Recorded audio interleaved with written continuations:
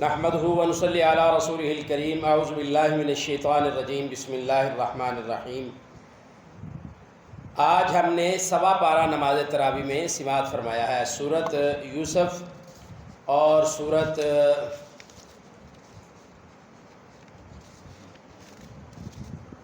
رعد اور سورۃ ابراہیم مکمل الحمدللہ۔ ہم نے کل سورۃ یوسف کی پہلے دو رکوع کی آیات کے متعلق مضامین سماعت فرمائے تھے، تو چونکہ صورتیں بڑھ رہی ہیں، پہلے ایک ایک سپارے میں دو سپاروں میں ایک صورت آتی تھی، اب ایک ایک پارے میں دو تین چار صورتیں آئیں گی انشاءاللہ۔ اور جیسے یہ سپارے اپنے اختتام کی طرف چلتے جائیں گے تو صورتوں کی تعداد بڑھتی جائے گی۔ یہ اندازہ لگا لیجئے کہ 114 مکمل صورتیں ہیں قرآن کریم کی، اور پاروں کی تعداد 30 ہے، اور آخری جو 5 پارے ہیں ان میں تو بہت زیادہ صورتیں آتی ہیں ایک ایک پارے میں۔ خالی 30ویں پارے میں 34 صورتیں ہیں غالباً۔ سورۃ یوسف سے ہم شروع کرتے ہیں۔ سورۃ یوسف کی ہم نے آیت نمبر 11 سے 18، 19 سے 20 تک ہم نے کل سماعت فرمایا تھا۔ تو سورۃ یوسف دوبارہ میں کوشش کروں گا کہ سورت کا نام جب نئی سورت شروع کروں تب لوں، تاکہ زیادہ سے زیادہ ہماری بات ہو جائے اور وقت زیادہ نہ لگے۔ آیت نمبر سورۃ یوسف کی آیت نمبر 21 میں اللہ تعالیٰ نے یوسف علیہ السلام کا شاہ مصر کے محل میں فروخت ہو کے چلے جانا، اس کا تذکرہ کیا ہے۔ آیت نمبر 22 میں اللہ تعالیٰ نے جناب یوسف علیہ السلام کو علم و حکمت جو عطا کی ہے اس کے متعلق ارشاد فرمایا ہے۔ سورۃ یوسف کی آیت نمبر 23 اور 26 میں ملکہ کا یوسف علیہ السلام کو برائی کا، بدکاری کا دعوت دینا اللہ تعالیٰ نے یہ بیان کیا ہے۔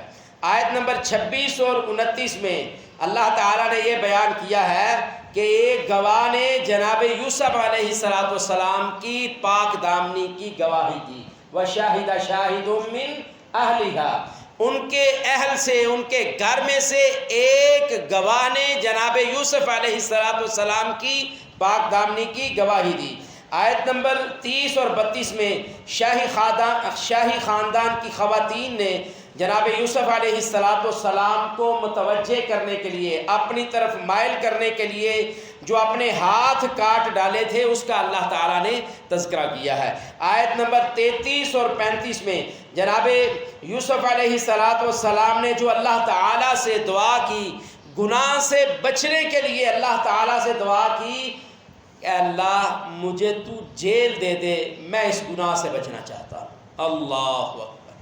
یہ میرے اور آپ کے انبیاء علیہ السلام کی سیرت ہے، جناب یوسف علیہ السلام کی سیرت۔ قال رب السجن احب الی مما، کہا اللہ، دعا کی، اے اللہ مجھے ان کی برائی کی دعوت سے زیادہ محبوب یہ ہے کہ تو مجھے جیل میں بھیج دے، میں اس برائی سے بچنا چاہتا ہوں۔ اللہ اکبر!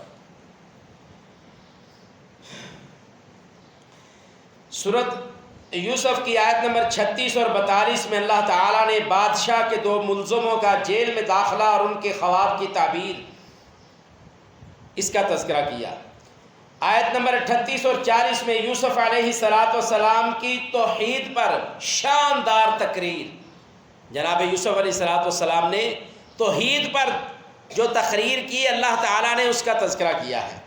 آیت نمبر 43 اور 44 میں بادشاہ کا خواب اور وزراء کی تعبیر کرنے سے عاجزی، یہ اللہ تعالیٰ نے بیان کیا ہے۔ آیت نمبر 46 اور 49 میں بادشاہ کے خواب کی جناب یوسف علیہ السلام نے تعبیر کی اور پیش آنے والے معاملے کا حل بتلایا۔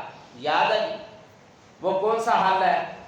بادشاہ کو خواب یہ آیا کہ میں نے خواب میں دیکھا ہے کہ 7 دبلی پتلی گائیں 7 موٹی تازی گائیوں کو کھا گئی ہیں۔ تو بادشاہ بڑا پریشان ہوا، اس نے اپنے کرندوں سے بات کی کہ مجھے خواب آیا اور میں اس سے بڑا خوف زدہ ہوں، کوئی تم میں سے اس کی کوئی تعبیر جاننے والا ہے؟ تو اس کے جو جناب یوسف علیہ السلام کے ساتھ قید تھے، ان میں سے 2 قیدیوں کو آزاد کیا گیا۔ ایک کی ذمہ داری لگ گئی کہ وہ جناب جو مصر تھا، عزیز مصر تھا، اس کے کار خاص میں شامل ہو گیا، وزراء میں، اور ایک کو پھانسی چڑھا دیا گیا۔ وہ جو ایک کار خاص میں تھا، وزراء میں شامل ہوا تھا، وہ بادشاہ کی فوج میں عزیز مصر کے خاص کرندوں میں شامل ہوا۔ جب اس نے بادشاہ کی بات سنی کہ یہ خواب کے معاملے میں بڑا پریشان ہے، تو یہ وہی تھا جن کو جناب یوسف علیہ السلام نے پہلے خواب ان 2 آدمیوں کو آئی تھی۔ ایک کہہ رہا تھا میرے سر سے نا چیلے کوے پرندے میرے سر کو کھا رہے ہیں، اور دوسرا کہنے لگا میں تو بادشاہ کو شراب پیش کر رہا ہوں۔ تو جو چیلے کوے جس کو سر سے کھا رہے تھے، اس کے بارے میں یوسف علیہ السلام نے اسے بتلایا کہ تجھے پھانسی ہو جائے گی، اور اس کو بتلایا کہ تو عزیز مصر کا کار خاص بنے گا، اس کے قریب چلا جائے گا۔ جب اس نے بادشاہ کی پریشانی سنی اور بادشاہ کہہ رہا تھا کوئی مجھے خواب کی تعبیر بتلانے والا بتلاؤ، تو اس کے ذہن میں فوراً آیا کہ ہو جہاں میں قید تھا وہاں تو میرے ساتھ یوسف نامی بندہ بھی قید تھا، تو وہ اس نے جو ہمیں خواب کی تعبیر بتلائی تھی وہ بالکل صحیح نکلی، تو اس سے بہتر خواب کی تعبیر کوئی بھی نہیں بتلا سکتا۔ اس نے پھر عزیز مصر سے کہا کہ وہ ایک آدمی تھا وہاں قید خانے میں، اس کا نام یوسف ہے، اس نے جو خواب بتلائی وہ کمال کی خواب کی تعبیر بتلاتا ہے۔ تو عزیز مصر نے جناب یوسف علیہ السلام کو رہائی کا حکم دیا اور بلا لیا، اور پھر خواب کی ان سے تعبیر پوچھی، اور پھر ان سے معافی مانگی کہ ہم تجھے سمجھ نہیں سکے۔ تو جناب یوسف علیہ السلام نے معافی دینے سے پہلے جو اپنے اوپر وہ بدکاری کا اور زنا کا جو جھوٹا الزام ملکہ شاہی خواتین نے لگایا تھا، عزیز مصر کی بیوی نے جو لگایا تھا، پہلے اس کی تصدیق کروائی۔ کہا ذرا ان عورتوں کو بتلاؤ، ان عورتوں کو بلاؤ جنہوں نے مجھ پر الزام لگایا تھا۔ ان عورتوں کو بلایا گیا، اور آیت نمبر 51 اور 52 میں یہ تذکرہ ہے۔ ان عورتوں کو بلایا گیا، تو پھر عزیز مصر سے پوچھا گیا، عزیز مصر سے جناب یوسف علیہ السلام نے کہا ان سے آپ پوچھو میں نے ان کو کوئی برائی کی دعوت دی تھی؟ جو اتنی بڑی انہوں نے میرے پر الزام تراشی کی، اور اس کی وجہ سے میں کئی سال میں نے اللہ سے دعا کر کے جیل کو حاصل کیا، اور کئی سال بغیر کسی جرم کے میں جیل میں رہا ہوں۔ ان سے پوچھو کیا میں نے ان کو کوئی برائی کی دعوت دی تھی؟ برائی کی دعوت بھی انہوں نے دی، اور تمہارے ڈر سے میرے حق میں کسی ایک نے گواہی بھی دی، تم نے اس گواہی کو بھی نہ مانا۔ اب ان سے پوچھو۔ تو ان عورتوں نے کیا کہا؟ انہیں شاہی خواتین نے جناب یوسف علیہ السلام کی پاک دامنی کی گواہی دی۔ جب انہوں نے پاک دامنی کی گواہی دی تو جو عزیز مصر بادشاہ تھا وہ بڑا شرمندہ ہوا، اس نے معذرت کی، معافی مانگی، اور ساتھ وہ کہنے لگا اے یوسف میں چاہتا ہوں کہ تم میرے حکومت کے معاملات میں شامل ہو جا۔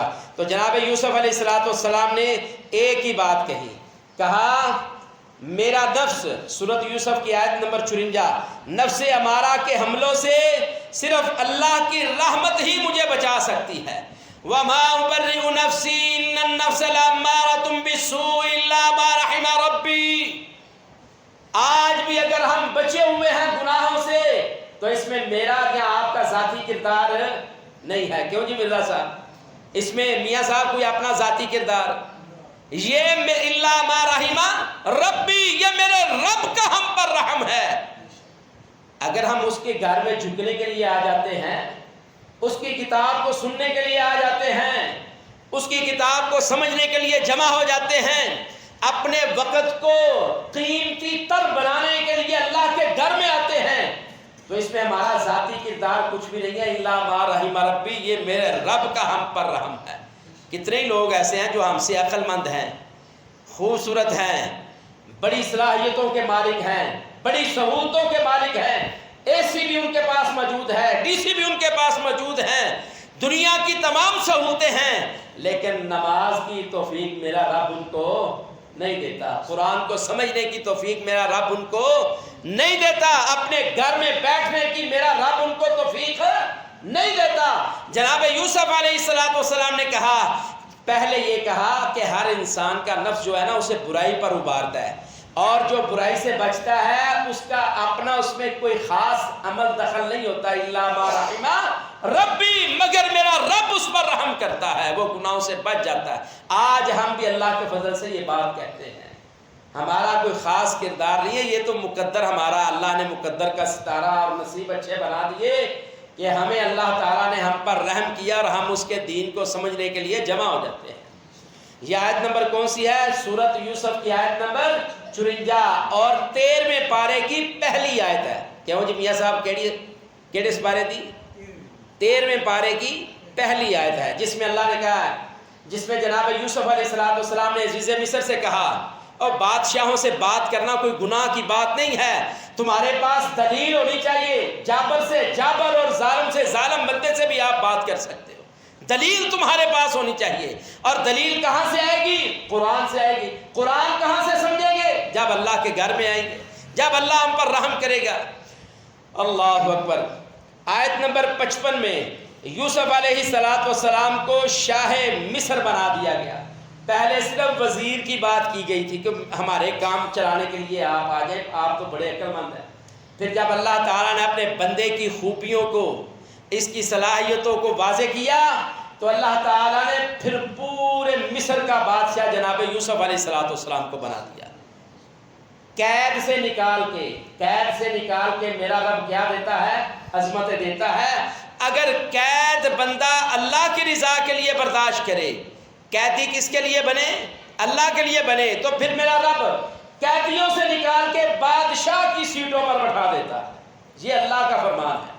اور اگر آپ اس کو مزید سمجھنا چاہیں، امیر المجاہدین، اس وقت کا ولی، اللہ اکبر، اللہ کا فقیر بندہ، مسکین بندہ، امیر المجاہدین پروفیسر حافظ محمد سعید صاحب حافظ اللہ تعالی دامت برکاتہم عالیہ، اللہ اکبر، امیر جماعت الدعوہ پاکستان، آج اس پر پابندی ہے، کوئی بات نہیں، یہ انہی کی محنتوں سے یہ ادارے آباد ہیں اللہ کے فضل سے، میں ان کا شاگرد ہوں، میں اللہ کے فضل سے ان کا ڈائریکٹ شاگرد ہوں، اور آج تک مجھے کبھی بھی زندگی میں پچھتاوا نہیں ہوا۔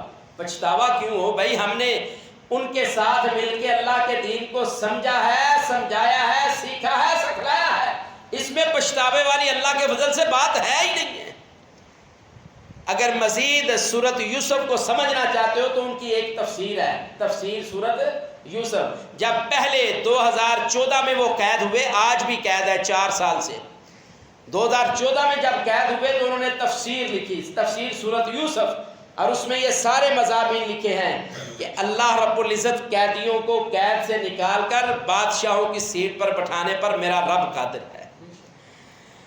اللہ اکبر۔ آیت نمبر 58 میں یوسف علیہ السلام کے بھائی پہلی دفعہ عزیز مصر کے پاس آ گئے، وہ بھائی جنہوں نے کنویں میں پھینکا تھا، اپنی طرف سے مار دیا تھا، اب وہ قحط سالی کی وجہ سے غلہ لینے کے لیے جناب یوسف علیہ السلام کے پاس آئے اور ان کو کوئی خبر نہیں، اور بھائی کو اللہ نے بادشاہ بنایا ہوا ہے۔ اللہ اکبر۔ وزارت خزانہ لیا تھا جناب یوسف علیہ السلام، مرزا صاحب، کون سا؟ وزارت خوراک، وزارت خزانہ۔ خوراک مطلب جو خواب کی تعبیر تھی وہ یہ تھی کہ 7 کمزور گائیاں موٹی گائیوں کو کھا جائیں گی، تو اس کی تعبیر جناب یوسف علیہ السلام نے یہ بتلائی کہ 7 سال بارش ہوگی اور اناج بہت زیادہ اگے گا، پھر اس کے 7 سال بعد بالکل قحط سالی ہو جائے گی۔ تو اس کی تعبیر یہ تھی کہ 7 سال بہترین تم فصلوں کو اگاؤ، کاشتکاری کرو، اور جو فصل پیدا ہوتی جائے ان کو ان کے خوشوں میں رکھ کر ان کو سیو کر دیا جائے، گودام کر دیا جائے، ان کی خوشوں میں، ان کی ڈلیوں میں۔ اللہ اکبر۔ مثال کے طور پر یہ گندم ہے، تو اس کو گندم کو تھریشر میں چلا کر اور توڑی اور دانوں کو علیحدہ کرنے کی بجائے ان کے خوشوں میں، ان کے سٹوں میں ان کو رہنے دو اور ان کو ذخیرہ کر لو، 7 سال بھی پڑے رہیں گے تو ان کو کبھی کوئی کیڑا مکوڑا نہیں لگے گا۔ یہ رب کا قرآن بیان کرتا ہے۔ آج بھی اگر کسی چیز کو بچانا چاہتے ہو اس کی اصل حالت میں رکھو تو انشاءاللہ اس کو نقصان نہیں ہوگا۔ تو جناب عزیز مصر نے جب یوسف علیہ السلام کا یہ خواب کی تعبیر کا سنا تو کہنے لگا یہ بڑا مشکل کام ہے۔ تو جناب یوسف علیہ السلام نے کہا اگر یہ مشکل تم سمجھتے ہو نا تو یہ ذمہ داری مجھے دے دو، میں اس کو بڑے اچھے طریقے سے ادا کر لوں گا۔ تو اگر کہیں کوئی ہمارے اندر صلاحیت ہو، پہلے تو اسلام نے منع ہے کہ ہم امارت، خلافت، ایم این اے، ایم پی اے، جناب یہ اس طرح کی جو سیٹیں ہیں وہ نہیں مانگ سکتے، اسلام میں پابندی ہے۔ اور اگر کسی موقع پر یہ ضرورت پڑ جائے کہ آپ کے اندر کوئی صلاحیت ہے اور وہ ذمہ داری کسی غیر صلاحیت والے بندے کو دی جائے گی تو وہ نقصان کرے گا، تو آپ وہاں کہہ سکتے ہیں کہ یہ میں کام اچھے طریقے سے کر سکتا ہوں، وہاں آپ یہ مشورہ دے سکتے ہیں، یہ کہہ سکتے ہیں، آگے اللہ کی مرضی، جو اللہ چاہے گا ہو جائے گا۔ تو آیت نمبر 58 میں وہ بھائی پہلی دفعہ مصر میں غلہ لینے کے لیے آ گئے، اور آیت نمبر 59 اور 60 میں اگلی مرتبہ جناب یوسف علیہ السلام نے ان کو محسوس بھی نہ ہونے دیا، ان پر نیکی کی، ان کو غلہ دیا، اور ساتھ ان سے پوچھا تم کتنے بھائی ہو؟ یہ تو پتا تھا نا میرا ایک بھائی بنیامین بھی ہے اور میرا ابو بھی ہے۔ اللہ اکبر، اللہ اکبر۔ جدائی ماں باپ کی، بہن بھائیوں کی، یہ آدمی کو بڑا کمزور کر دیتی ہے۔ اللہ اکبر۔ اگر آپ اس بات کو محسوس کرنا چاہتے ہیں تو جن کے دنیا سے پیارے چلے گئے ہیں ذرا ان کو فرول کر دیکھیں، پوچھ کر دیکھیں۔ کسی کو باپ کی یہ کمی ساری زندگی کمزور کر دیتی ہے، کسی کو ماں کی کمی ساری زندگی کمزور کر دیتی ہے، اور جن کے پاس ماں باپ دونوں ہیں ایسے ظالم لوگ ہیں، ان کو قدر ہی نہیں ہے کہ ماں اور باپ کیا اللہ نے تحفہ دیا۔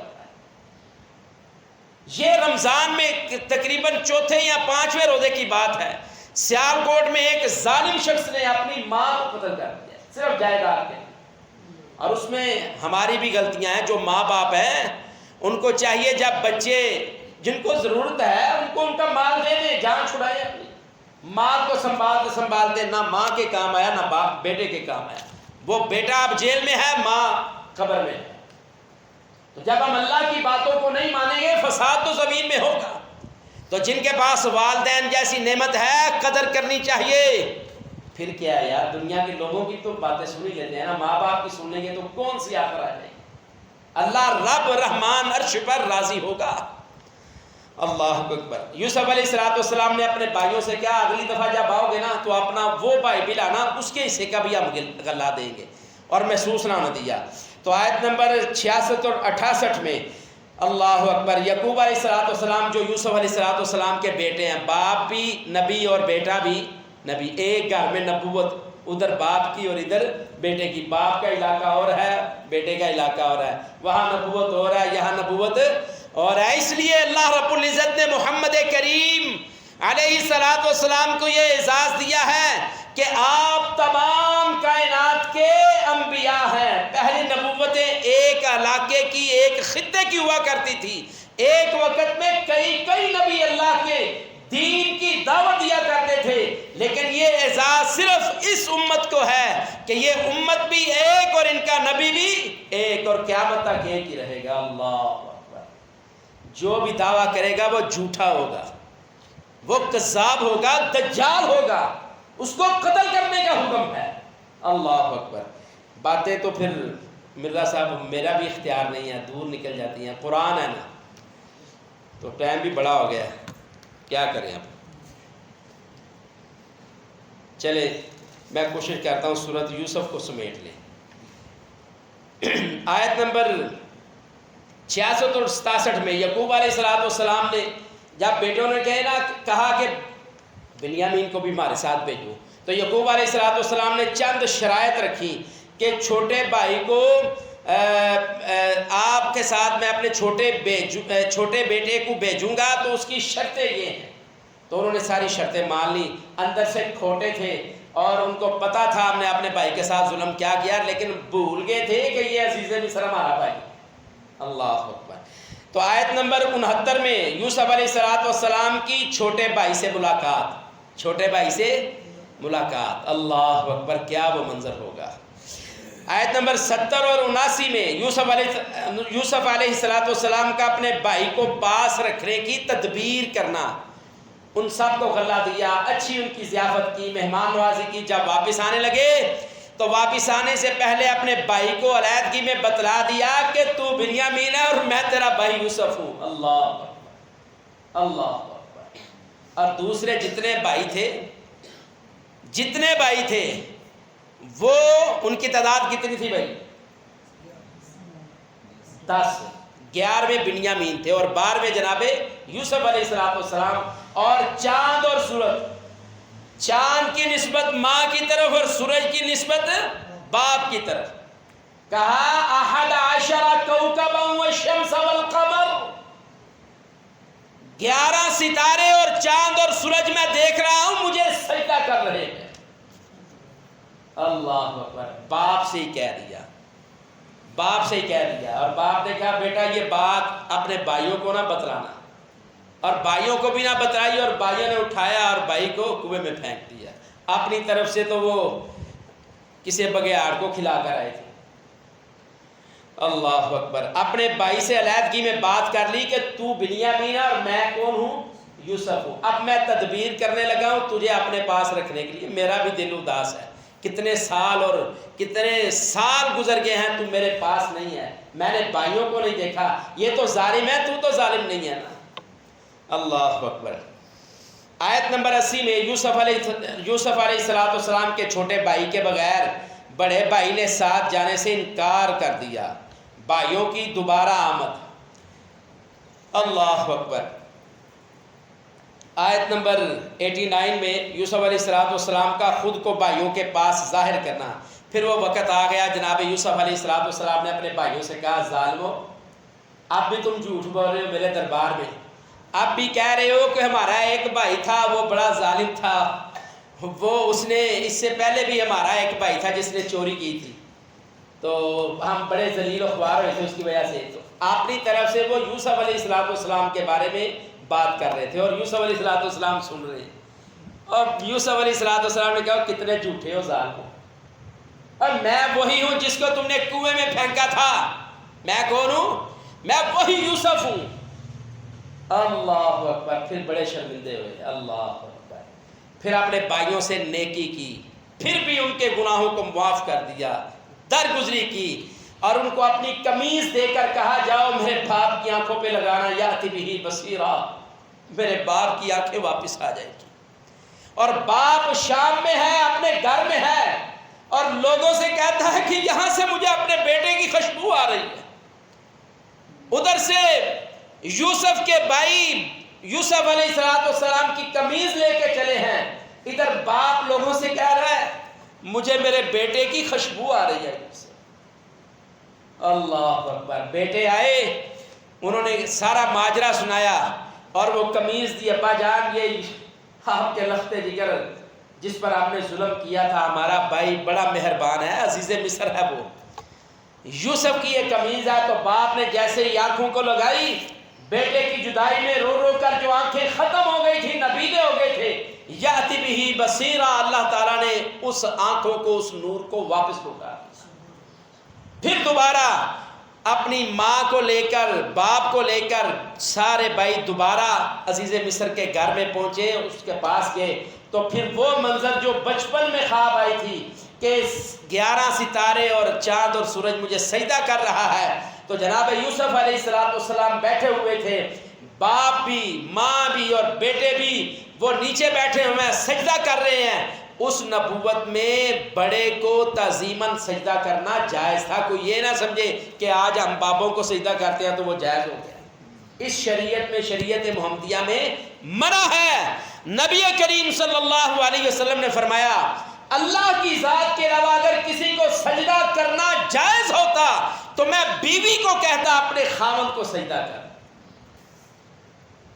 تو وہ جناب یوسف علیہ السلام کی وہ تعبیر وہ ایسے پوری ہوئی کہ باپ بھی، بیٹا بھی، بیٹے بھی، ماں بھی جناب یوسف علیہ السلام کے پاس پہنچے اور انہوں نے جا کر اللہ اکبر۔ تو اس وقت جناب یعقوب علیہ السلام کس علاقے میں تھے بھلا؟ فلسطین میں۔ کس علاقے میں تھے؟ فلسطین میں اور مصر، فلسطین اور مصر کا بڑا فاصلہ ہے۔ اللہ اکبر۔ پھر یوسف علیہ السلام نے آیت نمبر 100 اور 101، آیت نمبر 100 اور 101 میں جناب یوسف علیہ السلام نے بڑی زبردست شاندار تقریر کی، اس کا اللہ نے تذکرہ کیا ہے۔ اور آیت نمبر 108 میں دعوت اسلام جذباتی نہیں بلکہ علم اور بصیرت کی بنیاد پر دینی چاہیے، جذبات پر نہیں ہونا چاہیے۔ اللہ کی دین کو سمجھ کر، علم پر اور بصیرت پر، ان چیزوں کی گہرائیوں کو سمجھ کر پھر لوگوں کو دین کی دعوت دینی چاہیے، وگرنہ خود بھی جاہل ہو قوم کو بھی جاہل کرو گے۔ آج سورت یوسف مکمل ہوئی ہے۔ ہماری 2 صورتیں، سورت الرعد، رعد کا مطلب ہے کڑک، یہ جب طوفان آتا ہے، بجلی چمکتی ہے تو وہ کیا آتی ہے، جو آواز آتی ہے نا، اس کو اللہ رب العزت نے کڑک کہا، اس کو کیا کہا ہے؟ اور پوری سورت کا نام ہی رعد رکھ دیا ہے، سورت الرعد، کڑک والی سورت۔ اور اس میں کیا اللہ نے بیان کیا ہے؟ اللہ اکبر۔ آیت نمبر 12، 13، 15 میں فرمایا کائنات کی تمام مخلوقات اللہ کی تسبیح اور تحمید کرتی ہے۔ ارے انسان، ارے ظالم بدبخت، تو ہی ایسا ہے جو اپنے رب کی تسبیح نہیں کرتا، تو ہی اپنے رب کی تحمید اور کبریائی کے اعلان نہیں کرتا۔ تمام کائنات کی ہر چیز، کائنات کی ہر چیز۔ اور آیت کریمہ کیا ہے؟ فرمایا تسبح لہ السماوات السبع والارض ومن فیہن، ہر چیز آسمان اور زمین کی اللہ کی تسبیح اور تحمید کرتی ہے۔ اسی پر میں اپنی بات کو ختم کرتا ہوں۔ اس کے بعد سورت ابراہیم ہے، اس میں بھی بڑے ہی زبردست واقعات ہیں۔ جناب ابراہیم علیہ السلام کا دعوت دینا، بتوں کو توڑنا اور انجام، اور شیطان کے ساتھ جو مکالمہ ہوگا قیامت کے دن اللہ کے دربار میں، وہ بھی اس میں بیان کیا گیا ہے۔ پھر جناب یوسف علیہ السلام کی بڑی دعائیں ہیں، ابراہیم علیہ السلام کی بڑی دعائیں ہیں، اے اللہ اس گھر مکہ مکرمہ کو آباد کر دے، یہ بھی اس میں دعائیں ہیں۔ پھر یہ ہے رب اجعلنی مقیم الصلاۃ، اے اللہ مجھے نماز قائم کرنے والا بنا دے، ومن ذریتی، اے اللہ میری اولاد کو بھی نمازی بنا دے۔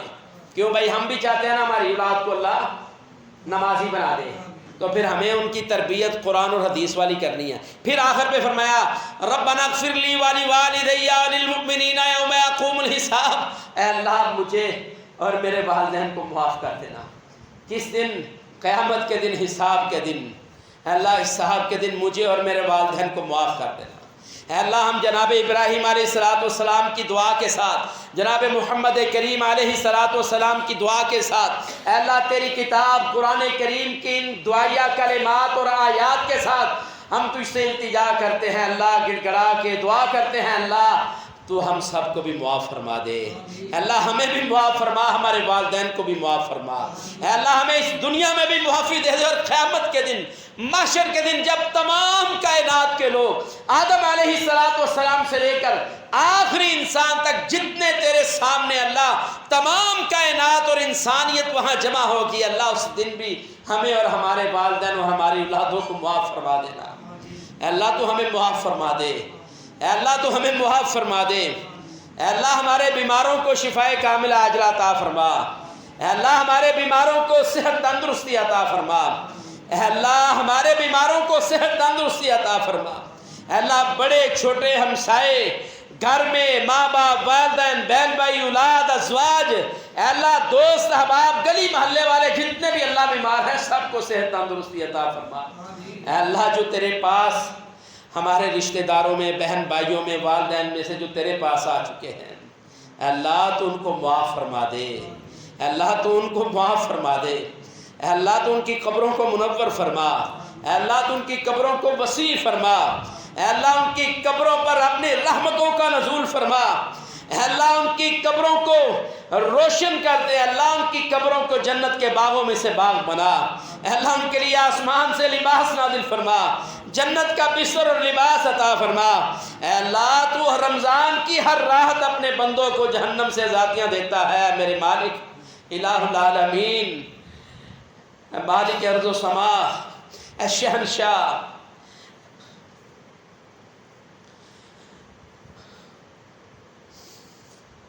خالق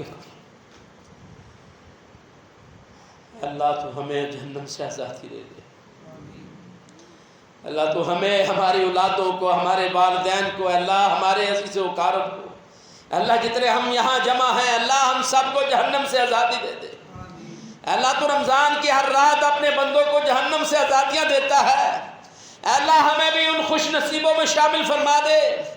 اللہ ہم بڑے ہی گناہ گار ہیں، ہم اپنے گناہوں کا اقرار کرتے ہیں، اللہ بڑے ہی گناہ گار ہیں، اللہ پر تیرے تو بندے ہی ہیں نا، اللہ ہم تجھ سے ڈرتے بھی ہیں، اللہ تیرے لیے جھکتے بھی ہیں، اللہ روزہ بھی رکھتے ہیں، اے اللہ ہم اچھی بات بھی کرتے ہیں، اچھی بات کی دعوت بھی دیتے ہیں، دعوت کو قبول بھی کرتے ہیں، اے اللہ تیرے قرآن کو پڑھتے ہیں، پڑھاتے ہیں، سمجھتے ہیں، سمجھاتے ہیں، اے اللہ یہ سارے اعمال اس لیے کرتے ہیں کہ تو ہمیں جہنم سے آزادی دے دے۔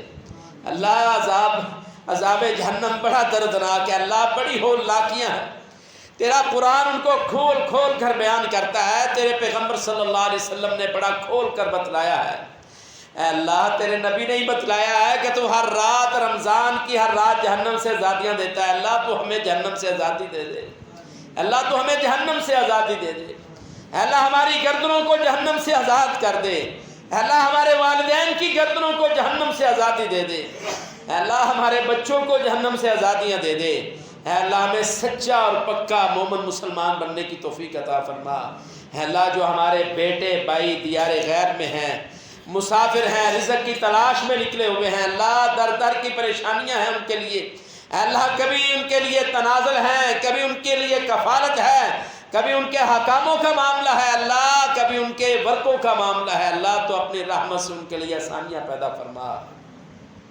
اے اللہ بے اولاد جوڑوں کو اللہ نیک اور صالح اولاد عطا فرما، اے اللہ بے اولاد جوڑوں کو نیک اور صالح اولاد عطا فرما، اے اللہ جو طرح طرح کی پریشانیوں میں مبتلا ہے، اللہ ان کے لیے خوشیاں عطا فرما، اللہ ان کے لیے روشنیوں کے راستے کھول دے، آسانیوں کے راستے کھول دے، اے اللہ تیرے بندوں کی جماعت، تیرے نیک بندوں کی جماعت ہے، اللہ ہماری جماعت پابندیوں میں ہے، اللہ ایک جاتا ہے دوسرا آتا ہے، پابندیاں پہلے سے بھی بڑھا رہے ہیں، اللہ تو جانتا ہے ہم تیری رضا کے لیے نکلے ہیں، اللہ تو ان کی تدبیرات کو ان پر پلٹ دے، اللہ تو بہت زبردست تدبیریں کرنے والا ہے، تیرے فیصلے سب سے اعلیٰ ہیں، اللہ ہمارے لیے دنیا اور آخرت کے بہترین فیصلے فرما دے۔ ربنا آتنا فی الدنیا حسنۃ وفی الآخرۃ حسنۃ وقنا عذاب النار۔ سبحان ربک رب العزۃ عما یصفون وسلام علی المرسلین والحمد للہ رب العالمین۔ سبحانک اللہم وبحمدک اشہد ان لا الہ الا انت استغفرک واتوب الیک۔